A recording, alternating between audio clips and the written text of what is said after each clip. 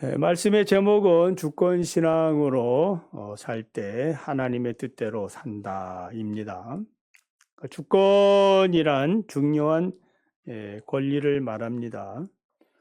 민주주의의 주권은 이 권력의 핵심인데 우리나라 헌법은 뭐라 규정하고 있어요? 모든 권력은 국민으로부터 나온다.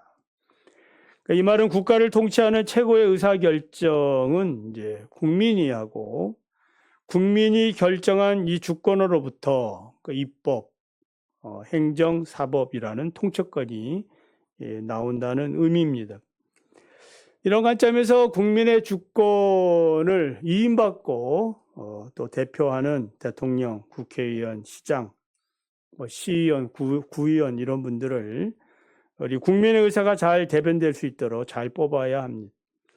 지금 우리나라는 국론 분열, 이 탄핵 정국과 함께 국회 입법권 남용, 불공정한 사법권, 행정부 마비 이런 것들을 우리가 보고 있는데 속히 하나님의 주권으로 이 국론 분열이 끝나고 평안한 세상이 오기를 우리가 기도해야 될 줄 믿습니다.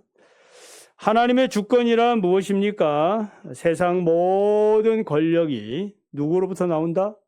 하나님께로부터 나온다. 그러니까 하나님의 주권은 세상 주권과 다르죠. 하나님의 주권은 절대 주권입니다. 만물을 창조하신 하나님 자신이 가지고 있는 그 능력을 가지고 창조의 능력을 가지고 만물을 통치하십니다. 그래서 하나님의 허락 없이는 이 세상에 어떤 일도 나타나지 않는다라는 거예요. 역사와 민족의 흥망성쇠를 주장하셨을 뿐만 아니라 공중에 날아다니는 새, 예수님 말씀하잖아요. 하나님이 허락하지 아니하면 떨어져 죽지 않는다. 우리의 머리털까지도 하나님은 다 세고 계신다. 하나님의 주권을 인정하고 하나님의 주권 아래에 살라는 말씀입니다. 바울은 로마서 8장에서 하나님은 모든 것을 합력해서 선을 이루시는 분이시다. 선을 악하게, 악을 선하게. 이 땅의 모든 현상들, 우리가 이해하지 못하는 일까지도 하나님께서는 자신의 섭리 아래 이루시는 것입니다. 하나님의 주권 아래 살아가는 것이 지혜로운 삶이고 잘 사는 길임을 믿으시기를 바랍니다. 본문을 보면 야곱이 하나님의 주권을 고백하는 장면을 보게 되죠. 야곱이 병들어 죽게 되었을 때 요셉은 아버지가 병들었다 하는 말을 듣고 두 아들 므낫세와 에브라임을 데리고 아버지를 병문안하지요. 야곱은 요셉이 왔다라는 말에 힘을 내어 침상에서 일어나 앉습니다. 요셉에게 할 말도 있고 그리고 요셉과 두 손자를 축복하려고 했습니다. 야곱은 요셉의 두 아들 므낫세 에브라임을 축복하기 전에 요셉에게 이런 말 하지요. 11절을 보면 내가 내 얼굴을 보리라고는 생각지 못하였더니 하나님이 내게 내 자손까지 보게 하셨다. 놀라운 일이죠. 정말 야곱은 요셉이 짐승에게 물려 죽은 줄 알고 있었던 거죠. 20년이 넘는 세월을 그렇게 그냥 생각하고 살았습니다. 속은 채로 살아온 거죠. 그러나 하나님의 은혜로 야곱은 요셉을 보게 되었고, 하나님은 위대하시다. 하나님의 섭리를 이제 고백하고 있는 거예요. 하나님이 이런 분이셨구나. 여러분, 하나님을 경험하시기를 원합니다. 하나님이 이런 분이셨구나. 하나님은 우리를 향한 선한 계획을 항상 가지고 계시는구나. 그 하나님의 계획들은 하나님의 때에 이루어 가시는구나. 나는 이렇게 했으면 좋았을 텐데 하나님은 더 좋은 방법을 가지고 계셨구나. 이런 야곱의 경험과 확신은 므낫세와 에브라임을 안수하는 과정에서도 잘 드러나고 있습니다. 야곱은 요셉의 큰아들인 므낫세의 머리에 왼손을 올려놓고 작은 아들인 에브라임의 머리에는 오른손을 올려놓았습니다. 일반적으로는 어떻게 합니까? 장자에게는 오른손을, 차자에게는 왼손을. 이것이 이제 일반적인 상식인데 이제 반대로 하고 있는 거예요. 요셉이 아버지 손의 위치가 잘못되었습니다. 라고 자기가 이제 아버지의 손을 잡고 교정하려고 하니까 야곱이 뭐라 그래요? 나도 안다. 내 아들아, 나도 안다. 그도 한 족속이 되며 그도 크게 되려니와 그 아우가 그보다 큰 자가 되고 그의 자손이 여러 민족을 이루리라고 예언하면서 동생 에브라임을 형 므낫세보다 앞세워 축복을 하게 됩니다. 앞세웠다는 말은 이제 앞이라는 단어는 얼굴이라는 뜻인데 에브라임 지파가 므낫세 지파보다 더 뛰어난 탁월한 역할을 한다는 거죠. 얼굴 역할을 한다는 말입니다.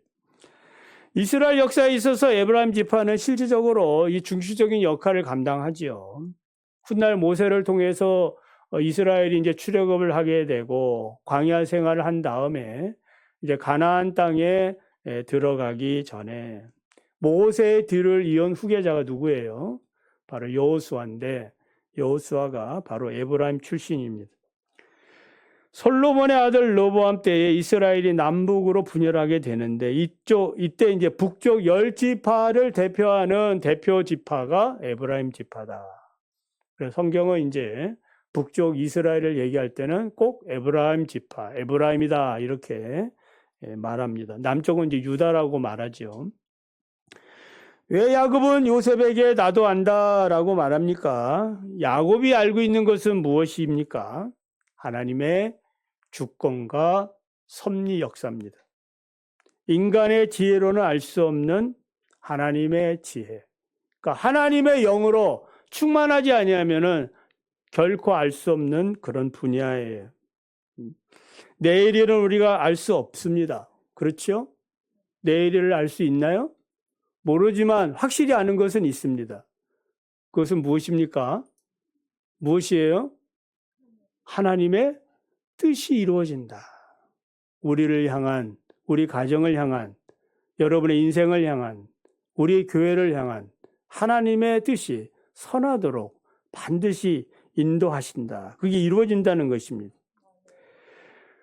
야곱은 쌍둥이로 태어났습니다. 형은 에서입니다. 이 과정에서 태어나는 과정에서 하나님의 예언이 선포되었습니다. 큰 자가 작은 자를 섬길 것이고 작은 자가 큰 민족이 될 것이다.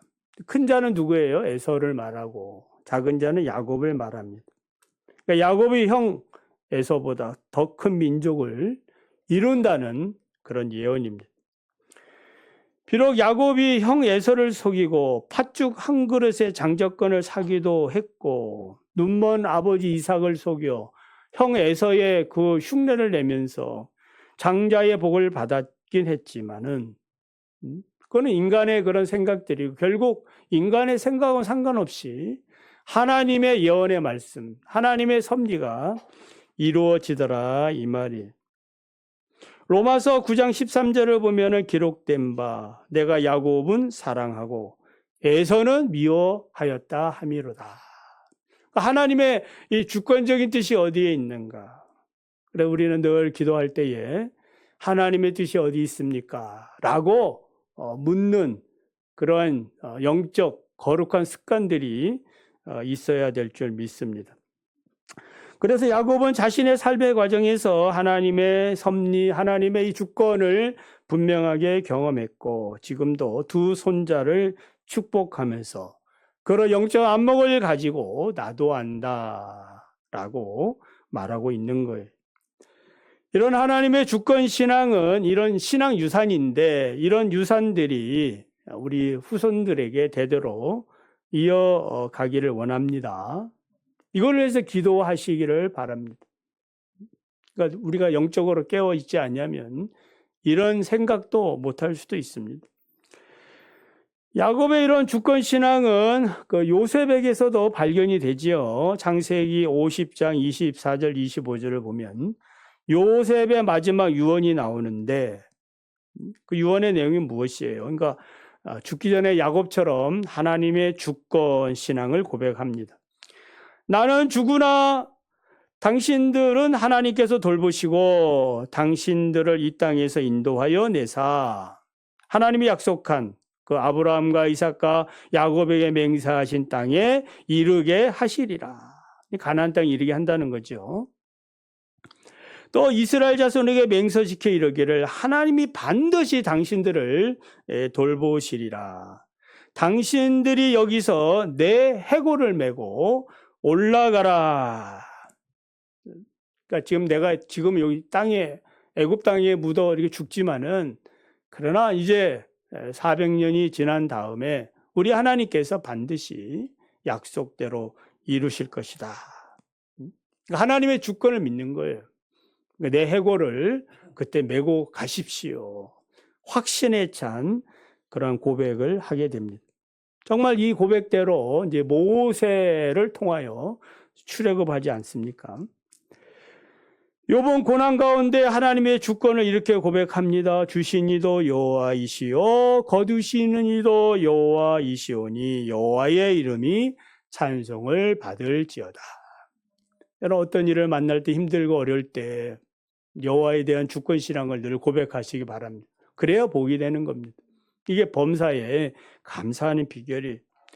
한나도 하나님의 주권을 찬양합니다. 여호와는 죽이기도 하시고 살리기도 하시며 스올에 내리기도 하시고 거기에서 올리기도 하시는도다.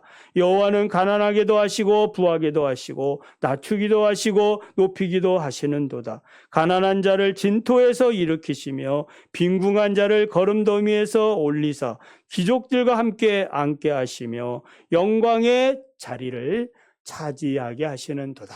누가? 하나님. 자기의 주권을 따라. 다니엘의 세 친구는 다른 신들에게 절하는 것은 곧 하나님에 대한 배신으로 여겼습니다. 이들은 왕의 분노와 풀무불 앞에서도 굴복하지 않았습니다. 왜냐하면 하나님의 주권에 대한 분명한 신앙이 있었기 때문이에요. 그래서 하나님의 주권을 이 세상 어떤 권세보다 왕이 지금 자기들을 풀무불에 집어넣어 죽인다고 할지라도 그게 그 권세에 대해서 굴복하지 않고 있는 거예요. 만약 하나님이 자신들을 구원해 주지 않더라도 하나님에 대한 순종과 경외심을 우리는 포기하지 않겠다. 그러니까 다니엘의 세 친구의 믿음은 한마디로 하나님을 신뢰하는 주권 신앙인데 이 대표적인 고백이 무엇이에요? 우리 전에 개역 한글로 보면 그리 아니하실지라도 그렇게 하지 아니하실지라도 하나님께서 우리를 맹렬히 타는 풀무 가운데서 능히 건지실 것이지만 그렇게 아니하실지라도 우리는 여전히 하나님을 신뢰합니다. 여러분도 그러실 거죠? 아멘? 아멘? 그러니까 우리의 마음 깊은 곳에 나오는 고백이어야 합니다. 죽음의 문턱 앞에서도 하나님을 신뢰하는 이 믿음, 이 주권신앙이고 신앙의 본질이에요. 결국 이들은 왕의 분노 앞에 풀물 속에 던져졌지만은 하나님은 이들을 기적적으로 보호하시고 구원하셨습니다.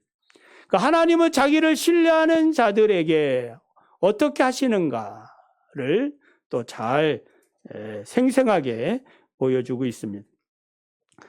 자, 하나님의 이런 주권 신앙을 우리가 가지려면 어떻게 해야 되는가? 한 가지만 말씀을 드리면은 이 하나님의 주권에 대한 인식이 필요해요. 인식해야 됩니다. 하나님 어떤 분인가 인식해야 돼요.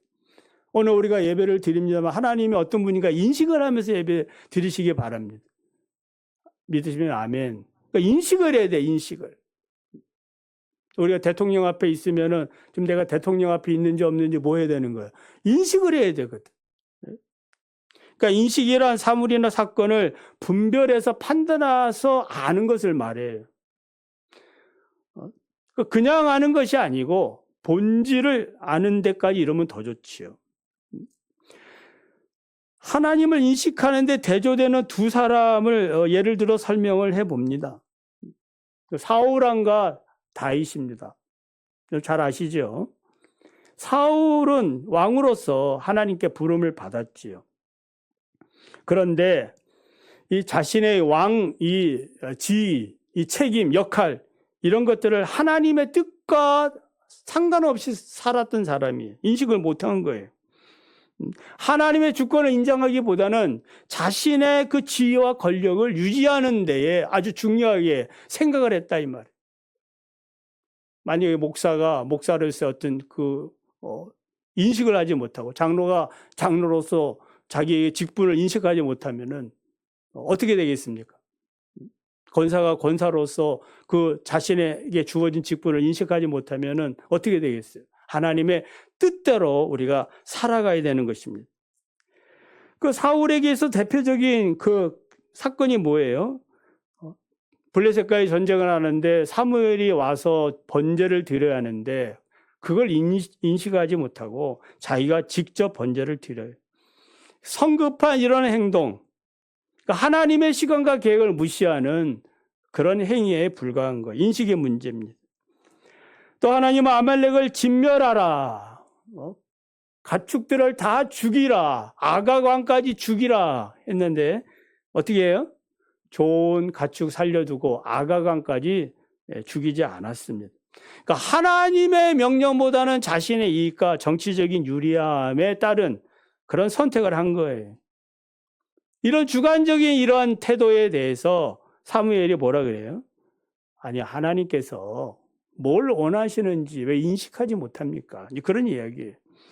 하나님께서는 순종이 제사보다 낫고 듣는 것이 수양의 기름보다 낫기 때문에 하나님의 말씀에 순종하지 않고 잘 듣지 않는 것은 죄와 같고 우상에게 절하는 죄와 같다라고 말씀하고 있습니다. 그리고 사울은 다윗을 수시로 죽이려고 하지 않았습니까? 틈만 나면 창을 던져가지고 죽이려고, 음모를 꾸며 암살하려고. 이 반면에 다윗은 어떻게 했어요? 사울을 죽일 수 있는 결정적인 두 번의 기회가 있었거든요. 엔게디 동굴에서 볼일 보러 온 그 사울 아주 깨끗하게 죽일 수 있었죠. 하길라산에서 잠에 취한 사울 그냥 찌르면 죽어요. 다 살려줍니다. 뭐라고 하면서 살려줍니까? 하나님이 기름 부어 세우신 이 종을 내가 어떻게 손댈 수 있느냐. 하나님의 주권을 인정하는 그런 신앙이에요. 그러니까 하나님에 대한 인식에서 나온 거예요. 그러니까 하나님에 대한 신뢰가 없으면은 이런 행위 못하지요. 자신의 권력이나 생존보다는 하나님과의 관계가 더 중요하다라는 그런 인식의 차이가 사람의 그 운명을 다르게 만드는 것입니다. 하나님의 이 주권 섭리는 정확한 설계도와 같아요. 작년 10월에 미국의 알론 머스크가 이끄는 우주기업 스페이스 X 우주선 스타쉽이 하늘로 올라갔다가 올라가는 이제 그 중에 그 발사 3분 뒤 1단 로켓인 슈퍼 헤비가 이제 우주선에서 순조롭게 분리가 됐는데 이 떨어지는 것이 이게 이제 인간의 그런 치밀한 그 아주 과학의 그 승리라고 그래요. 그냥 우주선을 쏴서 날아가는 것이 이제 그동안 많이 했는데 이 떨어진 것이 제자리에 돌아오는 거, 이 기술은 없었거든요. 작은 거는 했었는데 이 무거운 거, 높이가 71m, 직경이 9m가 되는 이 슈퍼 헤비를 회수하는 데 성공했다 이 말이에요. 그 동영상 보면은 잘 나와 있어요. 거기 보면은 딱 중간에 불이 팍 이게 추진체가 떨어지면서 불이 팍 붙으면서 뭐해요? 이게 서서히 이 발사체인 거기에 딱 들어와서 여기 딱 안기더라 이 말이에요. 사람들이 박수를 치면서 야, 이건 정말 말도 안 되는 일이다. 그렇게 이제 놀라워하는 모습도 볼 수 있습니다. 자, 이렇게 인간의 그런 그 설계, 이거보다 더 놀라운 일도 많지요. 그 모든 프로그램 설계가 아주 기가 막힌데 하나님의 이 주권 역사는 이보다 더 놀랍고 치밀한 줄 믿으시기를 바랍니다. 인간의 이런 지혜도 치밀해요. 그게 다시 제자리로 와. 쏜 곳이. 야, 대단하지 않습니까? 정말 말도 안 되는 일을 행하시는 분은 진짜 하나님이신 줄을 믿으시기 바랍니다. 사람의 생각과 비교할 수 없을 정도의 고차원적이고 또한 실패도 없으신, 어떤 부작용도 없으신 그 하나님을 믿으시기를 바랍니다. 오늘 주시는 믿음의 언어는 무엇입니까? 하나님의 주권 신앙으로 살 때 하나님의 뜻대로 산다입니다. 단순하죠. 그래서 늘 기도하시기 바랍니다. 하나님의 뜻대로 살게 해 주십시오. 이사야 55장 6절 11절을 보면은 너희는 여호와를 만날 만한 때에 찾으라. 가까이 계실 때에 그를 부르라. 내 생각이 너희 생각과 다르며 내 길은 너희의 길과 다름이라. 이는 하늘이 땅보다 높음 같이 내 길은 너희의 길보다 높으며 내 생각은 너희의 생각보다 높음이라.